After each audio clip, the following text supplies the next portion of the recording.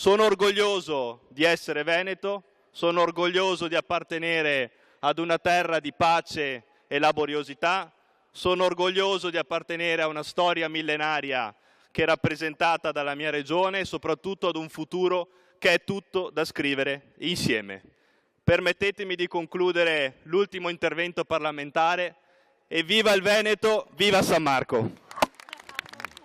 È un forte richiamo alle origini, quello di Alberto Stefani nel suo ultimo giorno da deputato della Repubblica, con le dimissioni scattate come da prassi dopo l'elezione a presidente della Regione del Veneto. Non certo un addio, anche perché le partite aperte sono tante, a partire dalla riforma dell'autonomia. Seppur non più da deputato, sarò ancora qui, in quest'Aula, in questo palazzo, a fare gli interessi del mio territorio, gli interessi del Veneto per il tramite dei nostri rappresentanti parlamentari. Parla di giovani emerito il 33enne Stefani, entrato a Montecitorio quando di anni ne aveva 25, e ancora l'importanza del confronto leale con gli avversari e il lavoro silenzioso, quello dice, fatto dietro le quinte. La sfida del sociale, la sfida della sanità, la sfida della longevità della vita, che è una sfida che dobbiamo affrontare con coraggio,